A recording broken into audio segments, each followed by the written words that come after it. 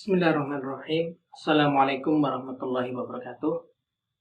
Sampai jumpa kembali dengan Pak Eko di sini ya. Baiklah siswa sekalian, untuk video kali ini Pak Eko akan menyampaikan materi lanjutan dari yang kemarin, yaitu tentang gelombang berjalan. Pada pertemuan yang lalu sudah kita bahas klasifikasi gelombang menurut arah getarnya ya. Kemudian menurut amplitudonya dan menurut mediumnya.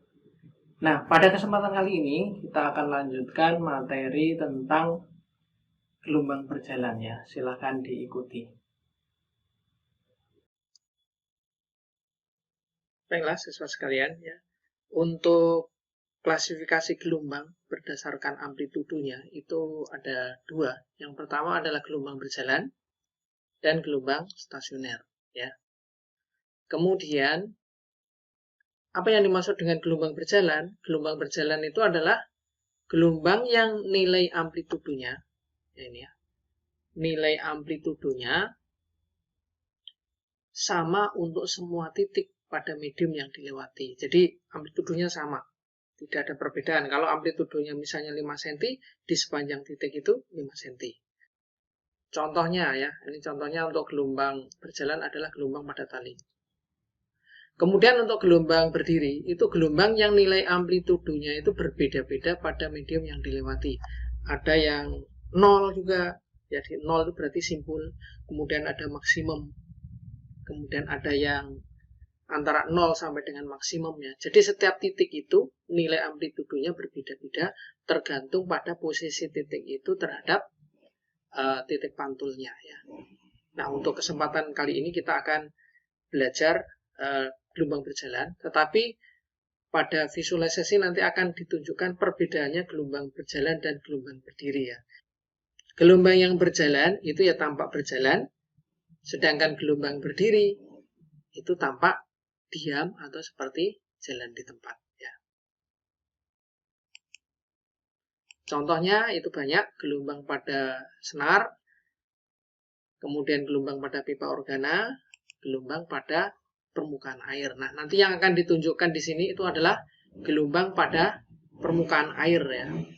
Nah, sekarang ini dilihat gelombang berjalan dan gelombang stasioner pada sebuah video yang saya ambil sumbernya di sini ya. Ya, kita coba setel ya. Nanti silakan diamati, diperhatikan. Nah, di sini di sebelah sini itu adalah ujung ya sebagai pengetar atau vibrator. Sementara yang di sini adalah amati. Kalian amati ini gelombangnya berjalan. Ini gelombang. Kemudian ini memantul ke sana. Antara gelombang datang dan gelombang pantul itu berpadu sehingga akan timbul gelombang stasioner. Nah, ini sekarang tampak gelombang stasioner. Gelombang stasioner itu tampak seperti orang jalan di tempat. Berbeda dengan tadi gelombang berjalan, ya tampak gelombangnya yang berjalan walaupun yang berjalan itu sebenarnya energinya. Sekarang kalian amati ya, gelombang dari dekat, gelombang dari air, gelombang air frekuensinya tidak cepat pada senar gitar. Nah, begitu ya. Nah, tadi sudah ada visualisasinya untuk gelombang berjalan. Gelombang berjalan itu gelombang yang berjalan dari sini, ya, dari titik O. Ini misalnya ini sebagai sumber getar ya. Kemudian merambat ke sana, sehingga semua titik itu mempunyai amplitudo yang sama, yaitu A. Ya. Kemudian karena ini bergetar, kemudian akan timbul gelombang yang kalau pada air itu adalah seperti gelombang sinusoidal. Ini jadi dinyatakan dalam persamaan Y sama dengan A sin omega T. Dengan omega itu sama dengan kecepatan sudut. Ya. Omega sama dengan apa? 2pi dikalikan frekuensinya. Gitu ya. 2πf. Kalau dinyatakan dalam bentuk yang lain, ya bisa juga dituliskan begini. Omega sama dengan 2pi per T. Dengan T adalah periode. Kemudian di sini jarak antara puncak ke puncak itu adalah panjang gelombang. Ini juga demikian, dari lembah ke lembah itu panjang gelombang. Sementara simpangan terjauhnya itu adalah amplitudo. Di sini semua titik amplitudonya adalah A. Tidak ada perbedaan ya. Kemudian seperti ini. Jika sumber getar telah bergetar selama T, maaf ini salah tulis, selama T sekon, maka untuk suatu titik yang berjarak X dari sumber getar, ya, sehingga jika sumber getar S telah bergetar selama T, maka titik Q telah bergetar selama T min X per V. Kalau misalkan di sini, titik Q-nya dituliskan di sini. Titik Q-nya di sini. Titik Q-nya di sini. Di sepanjang garis vertikal ini ya, naik turun, naik turun. Nah, kemudian antara sumber getar dengan ini,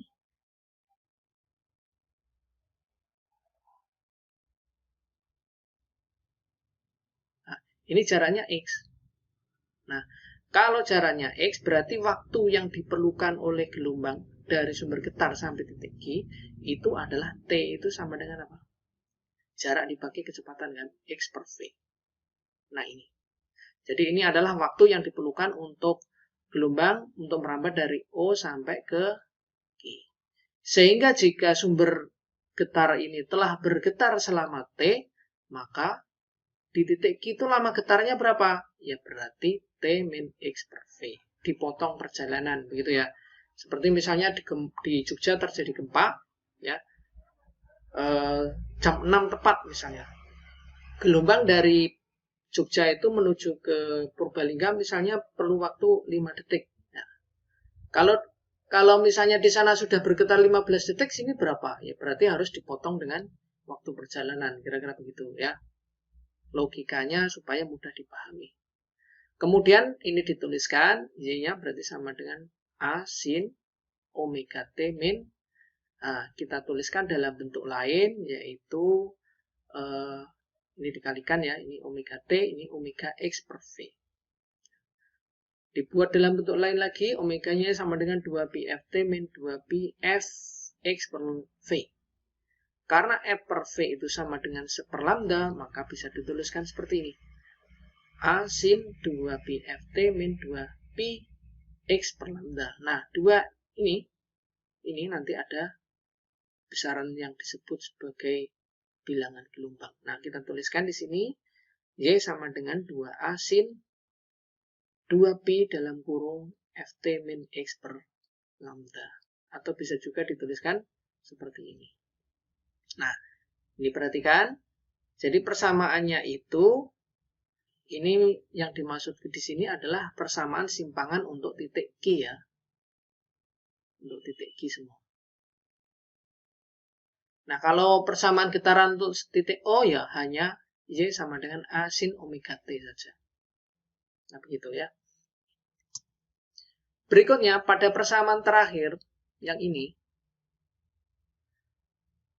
2pi dalam kurung Ft min X per lambda atau 2pi T kecil per T besar, karena periode itu adalah seperfrekuensi, merupakan sudut fase. Secara matematis sudut fase dituliskan ini. Intinya yang setelah sinus itu berarti sudut ya.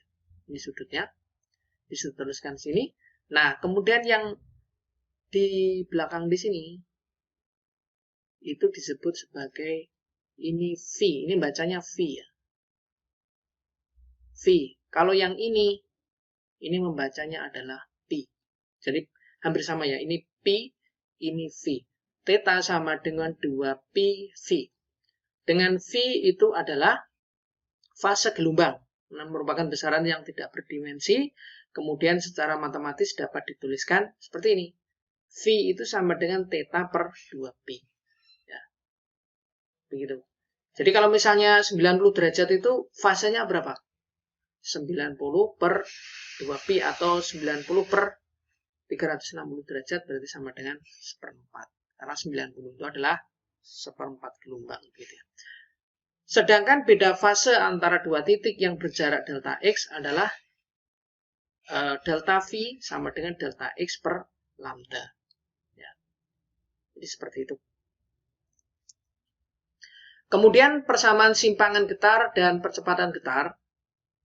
Ini untuk setiap partikel yang berada pada tali yang digetarkan akan bergetar ke atas dan ke bawah dengan kecepatan getar tertentu. Bedakan ya, kecepatan yang satu yang tadi, kecepatan itu adalah kecepatan rambatnya yang V.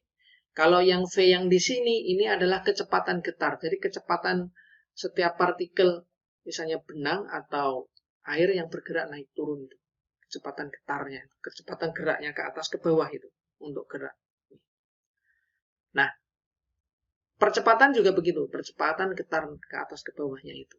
Untuk mengetahui kecepatan dan percepatan getar ini, kita mencarinya dari fungsi persamaan simpangan gelombang. Jadi yang ini, Vy, kecepatan itu adalah turunan dari fungsi posisi. Ya. Jadi, ddt dari A sin omega t min kx. Nah, bagaimana cara menurunkan ini? Ini di pelajaran matematika ya. Jadi ini pakai dalil rantai gitu ya, chain rule. Kemudian kita turunkan. Yang kita turunkan pertama kali adalah fungsi sinusnya ya. Fungsi sinus itu turunannya adalah kosinus. A-nya konstanta tetap A kosinus omega t min kx. Kemudian sudutnya ini karena diturunkan terhadap T, diturunkan lagi terhadap T. Jadi omega T diturunkan terhadap T adalah omega. Sementara Kx karena ini konstanta, hasilnya 0. Ini didapatkan bahwa Vy-nya sama dengan omega A cos omega T min Kx. Ini ya. Kemudian bagaimana untuk percepatannya? Untuk percepatan, ini kita dapatkan dari turunan fungsi kecepatan. Jadi yang tadi, omega A cos omega T min Kx diturunkan lagi terhadap T, sehingga didapatkan lagi omega A-nya tetap, turunannya cos adalah min sin omega T min Kx, terus diturunkan lagi omega T min Kx ini, omega T diturunkan jadi omega, Kx-nya 0. Ya. Sehingga didapatkan omega kuadrat A sin omega T min Kx, atau bisa juga dituliskan sama dengan min omega kuadrat dikalikan ini adalah simpangan yang tadi. Jadi, seperti ini. Ini untuk persamaan kecepatan getar dan percepatan getar. Nah, sekarang kita contoh untuk latihan soalnya ya. Ini untuk pelajaran, untuk contoh ya. Sebuah gelombang merambat sepanjang tali dengan persamaan Y sama dengan A sin 10 pt plus 5x cm. Bila X dan Y dan seterusnya ya, tentukanlah amplitudonya, kemudian frekuensinya, bilangan gelombang, arah hempasan pertama kali, dan arah rambatan gelombang. Kita mulai ya untuk yang A. Untuk yang A, kita tuliskan persamaan dulu ya. Y sama dengan, persamaan umumnya adalah A sin omega T, gitu. Saya tulis begini aja. 2pi ft min 2pi per lambda dikalikan X. Nah, kemudian kita masukkan, ini adalah 5 sin, di sini adalah 10 pt plus 5x, begitu.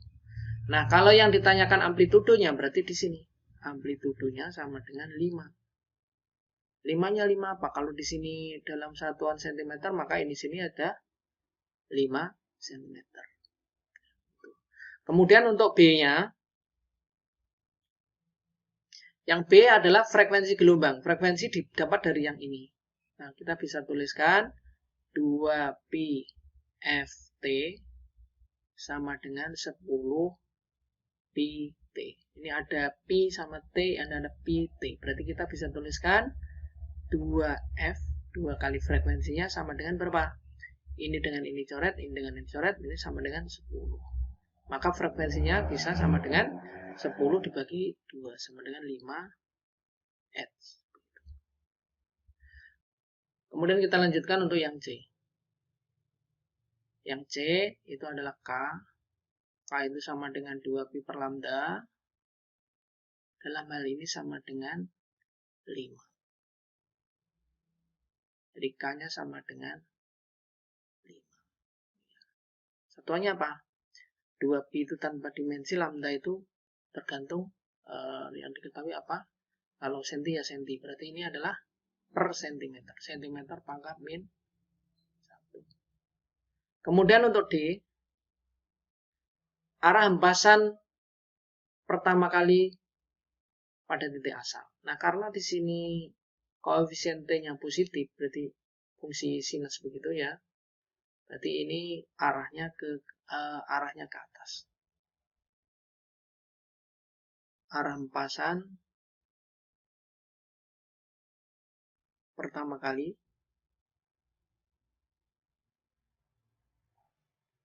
ke atas. Terus yang E terakhir, arah rambatan gelombang. Ya, ini kalau sama tanda, itu berarti dia bergerak ke kiri. Kalau ini yang ini min, itu ke kanan. Ya. Jadi ini ke kiri. Ini untuk contoh yang pertama. Jadi kalau koefisiennya itu berbeda tanda itu ke kanan, kalau sama tandanya itu berarti ke kiri. Berikutnya, sebuah gelombang memiliki amplitudo 10 cm dengan frekuensi 5 Hz. Nah, ini saya tulis di sini diketahui ya. Diketahui amplitudonya 10 cm. Kemudian frekuensinya adalah 5 Hz. Kemudian kelajuannya atau lajunya adalah 25 meter per sekon. Ya. Asal sumber getaran adalah titik O, digetarkan pertama kali ke atas. Ya. Tentukan persamaan gelombang berjalan tersebut. Ya. Persamaan gelombang secara umum itu Y sama dengan A sinus omega T min Kx. Gitu ya.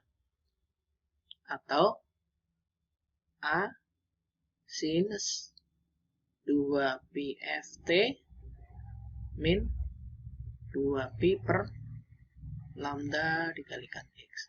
Nah, ini amplitudenya sudah ada, frekuensi sudah ada, untuk lambdanya belum ada.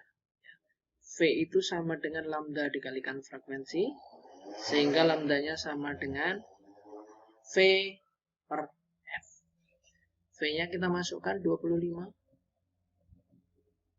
Kemudian dibagi dengan frekuensi 5 Hz. 5 Hz gitu ya. Ulangi, mau salah masuk. V-nya 25 meter per sekon, F-nya 5.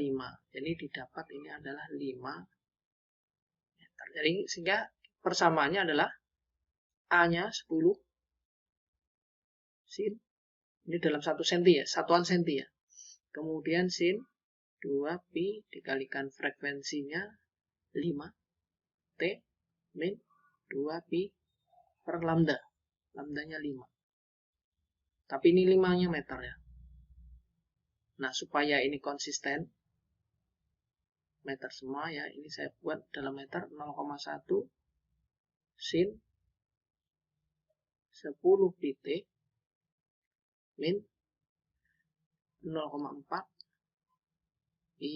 Ix dalam satuan meter. Nah, begini. Mungkin itu contohnya ya. Untuk video kali ini ya, mungkin cukup sekian. Kita lanjutkan nanti latihan-latihan yang lain ya. Cukup sekian video kali ini. Kita akhiri. Terima kasih atas perhatiannya ya. Jangan lupa diperhatikan kalau misalnya masih belum paham ya. Dan jangan lupa untuk di like ya apabila penjelasan ini membantu ya. Terima kasih. Assalamualaikum warahmatullahi wabarakatuh.